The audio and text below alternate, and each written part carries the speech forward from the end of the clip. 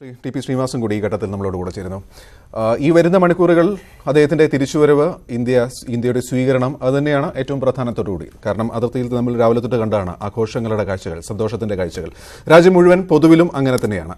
വലിയ ആശങ്കകൾക്ക് ശേഷം, അതിർത്തിയിലെ സംഘർഷങ്ങൾക്ക് ശേഷം സന്തോഷിക്കാൻ രാജ്യത്തിന് കിട്ടിയ ഒരു ദിവസം കൂടി. ശ്രീ ടി പി ശ്രീനിവാസൻ, ഇന്നലെ പല രീതിയിലുള്ള ചർച്ചകളുണ്ടായിരുന്നു. വലിയ VIP സ്വീകരിക്കാൻ വരുമെന്ന്, മന്ത്രിമാർ വരുമോ എന്ന്. പഞ്ചാബ് മുഖ്യമന്ത്രി ഇന്ന് രാവിലെ വരില്ല എന്ന് അറിയിച്ചിരിക്കുന്നു. പക്ഷേ ഇതൊരു രാജ്യത്തിന് അഭിനന്ദനെ തിരിച്ചു സ്വീകരിക്കുമ്പോൾ ജനങ്ങൾ ഒരുപാട് പേര് അവിടെ ഉണ്ട്, ആഘോഷിക്കുന്നുണ്ട്. അതിന് മറ്റൊരു ഒഫീഷ്യൽ സ്വഭാവം നൽകാതിരിക്കുന്നതാണോ? എന്താണ് സംഭവിക്കുന്നത് താങ്കളുടെ നിരീക്ഷണത്തിൽ?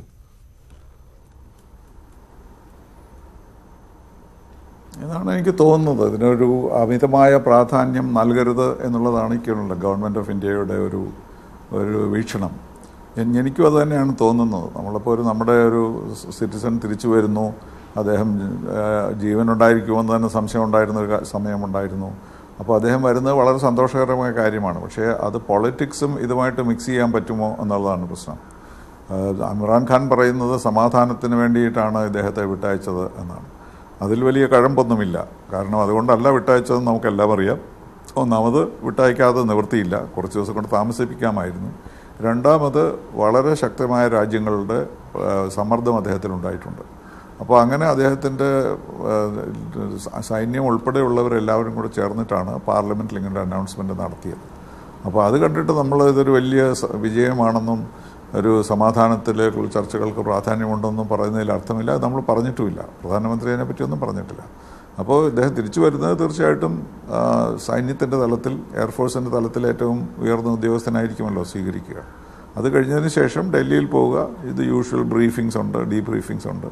അതെല്ലാം കഴിഞ്ഞ് അദ്ദേഹത്തിന് വീട്ടിൽ പോകാൻ സമ്മതിക്കുക, മെഡിക്കൽ അറ്റൻഷൻ വേണമെങ്കിൽ അത് കൊടുക്കുക. ഇതൊക്കെയാണ് നോർമലായിട്ടുള്ള കാര്യങ്ങൾ.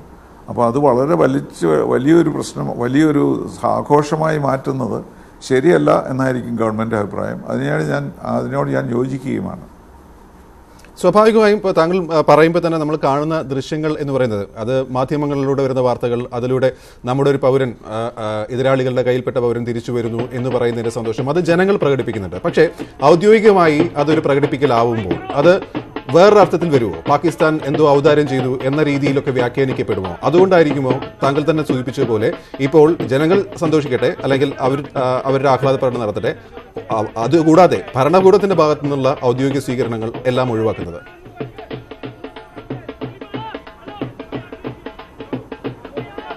എല്ലാം ഒഴിവാക്കുകയില്ലല്ലോ. തീർച്ചയായിട്ടും അദ്ദേഹത്തിന് വേണ്ട പ്രാധാന്യം എല്ലാം നൽകും. പക്ഷേ വലിയൊരു സന്തോഷം കാണിക്കുക, ഒരു സെലിബ്രേഷൻ, ഒരു ആഘോഷം ആക്കുന്നതിന് ഗവൺമെൻറ്റിന് താല്പര്യമില്ല.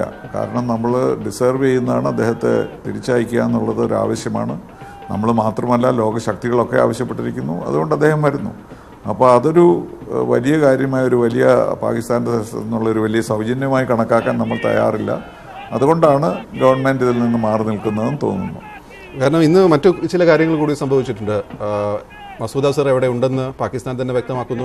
അദ്ദേഹത്തിന് തീരെ വയ്യ, അതുകൊണ്ട് ചികിത്സയിലാണെന്ന് പറയുന്നു. ശക്തമായ തെളിവുകൾ ഇന്ത്യ നൽകിയിട്ടില്ല എന്ന് പറയുന്നു. ഇന്ത്യ ആക്രമിക്കാൻ ആഹ്വാനം ചെയ്യുന്ന വീഡിയോ നമ്മുടെ കയ്യിലുണ്ടെന്ന് ഇന്ത്യ വ്യക്തമാക്കുകയും ചെയ്തു. നമ്മുടെ പ്രധാനപ്പെട്ട വിഷയം എന്ന് പറയുന്നത് ഇപ്പോഴും അകലെയാണ്. ഇവിടെ ഈ സൈനികൻ തിരിച്ചു വരുന്നു, അഭിമാനകരം, സന്തോഷകരം. പക്ഷേ അപ്പോഴും തുടക്കത്തിലുണ്ടായിരുന്ന, അല്ലെങ്കിൽ എന്താണോ ഇന്ത്യ ഉയർത്തിയിരുന്ന പ്രശ്നങ്ങൾ, അതിപ്പോഴും പാകിസ്ഥാൻ അവരുടെ മണ്ണിൽ തന്നെ വെച്ച് പൊറുപ്പിച്ചുകൊണ്ടിരിക്കുന്നു.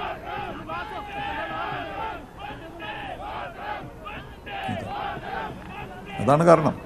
അപ്പോൾ അതുകൊണ്ട് അവർക്ക് ലോകത്തിൻ്റെ മുന്നിൽ ഒരു നല്ല രാജ്യമായി പ്രൊജക്റ്റ് ചെയ്യാനുള്ളൊരു ശ്രമമാണ് അവർ ചെയ്യുന്നത്.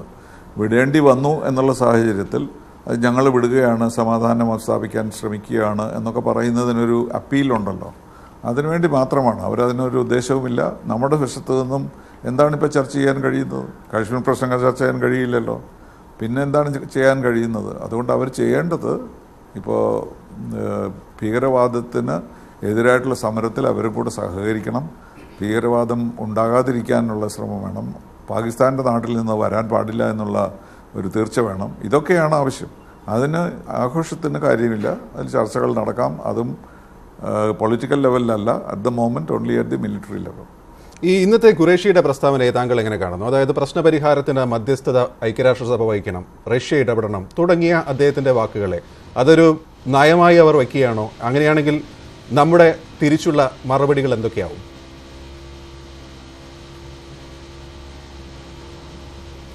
അതൊട്ടും സിൻസിയറായിട്ടുള്ള ഒരു കാര്യമല്ല. കാരണം നമ്മൾ എത്രയോ വർഷങ്ങളായിട്ട് ഐക്യരാഷ്ട്ര സംഘടനയിൽ ഇടപെടാൻ പാടില്ല, മറ്റു രാജ്യങ്ങൾ ഇടപെടാൻ പാടില്ല. ഇത് സിംലയിൽ ഇന്ത്യയും പാകിസ്ഥാനും കൂടി തീരുമാനിച്ചതാണ്. ഈ ഇഷ്യൂവിനെ ഇൻ്റർനാഷണലൈസ് ചെയ്യാൻ പാടില്ല. ഇത് ബയലാറ്ററൽ ഡിസ്പ്യൂട്ടാണ്. അത് ബയലാറ്ററലായിട്ട് തന്നെ അത് കൈകാര്യം ചെയ്യണം എന്നുള്ള തീരുമാനം 1972 എടുത്തതാണ്. അതിനുശേഷം നമ്മൾ ഒരിക്കലും ഈ കാര്യം ഐക്യരാഷ്ട്ര സംഘടനയിൽ ഉയർത്തിയിട്ടില്ല. ഇവർ ഉയർത്തുമ്പോഴൊക്കെ നമ്മൾ പറയുന്നത് ഇത് ഉഭയകക്ഷികൾ പരിഹരിക്കേണ്ട കാര്യമാണെന്നാണ്. അതാണ് നമ്മുടെ ഇന്നത്തെ നിലയും. അതുകൊണ്ട് ഒരു രാജ്യത്തോടും നമ്മൾ ആവശ്യപ്പെടുകയില്ല ഇങ്ങനൊരു ചർച്ച നടത്തണമെന്നോ. മീഡിയ ആണ് മറ്റു രാജ്യങ്ങളോട് നമ്മൾ പറയുന്നത് ടെൽ പാകിസ്ഥാൻ ടു ബിഹേവ് എന്നുള്ളതാണ്. അപ്പോൾ ഇൻ്റർനാഷണൽ ബിഹേവിയർ ആണ് പാകിസ്ഥാനും ഫോളോ ചെയ്യേണ്ടതെന്നുള്ള ഒരു ഓർമ്മപ്പെടുത്തൽ മാത്രമാണ് നമ്മൾ മറ്റുള്ളവരിൽ നിന്ന് ആവശ്യപ്പെടുന്നത്. അത് നമുക്ക് കിട്ടുകയും ചെയ്തു.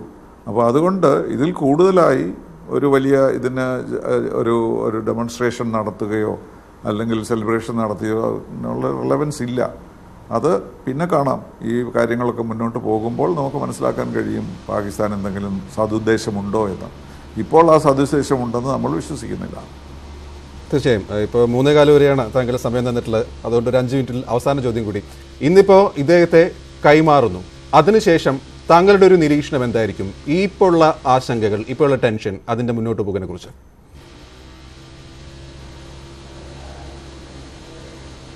അല്ല, ഇപ്പോൾ എനിക്ക് തോന്നുന്നില്ല നമ്മളൊരു പ്രത്യാക്രമണം ചെയ്യാൻ സാധ്യതയുണ്ടെന്ന്. കാരണം രണ്ടുപേരും അവരവരുടെ കഴിവിനനുസരിച്ച് ചെയ്തു.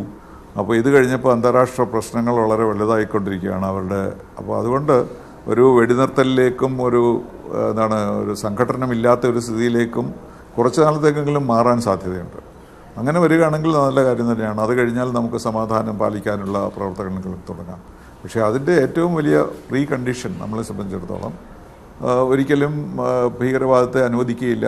നേരത്തെ പാകിസ്ഥാൻ ഗവൺമെൻറ് പറഞ്ഞിരുന്ന പോലെ പാകിസ്ഥാൻ്റെ സോയിലിൽ നിന്ന് ഭീകരവാദം ഇന്ത്യയിലേക്ക് വരികയില്ല എന്നുള്ള ഒരു അറിയിപ്പാണ് അവർ തന്നിരുന്നത്. പക്ഷെ അതൊന്നും അവർ പാലിച്ചിട്ടില്ല. അതുകൊണ്ട് ഇനിയും അത് പാലിക്കുമെന്ന് നമുക്ക് പ്രതീക്ഷിക്കാനില്ല. അതുകൊണ്ട് ഈ സമരം തുടരുക തന്നെ വേണം. ഭീകരവാദത്തിനെതിരായിട്ടുള്ള സമരം. ഏതൊക്കെ രാജ്യങ്ങളിൽ നിന്ന് തന്നെ സഹായം കിട്ടാമോ അത് എടുക്കുക, മുന്നോട്ട് പോവുക മാത്രമാണ്. പിന്നെ കാശ്മീരിനുള്ളിലെ പ്രശ്നങ്ങൾ പരിഹരിക്കേണ്ടത് നമ്മുടെ ആവശ്യമാണ്. അതിലും ഗവൺമെൻറ് എൻഗേജ്ഡ് ആകും. അപ്പോൾ അങ്ങനെ ഒരു വളരെ സങ്കീർണമായ ഒരു ഡിസ്കഷൻ ഉണ്ടാകാം. അത് ലോവർ ലെവലിലായിരിക്കണം. എന്നിട്ട് വേണം നമുക്കൊരു നാഷണൽ ലെവലിലേക്ക് പോകേണ്ടത്. നന്ദി ശ്രീ ശ്രീനിവാസൻ.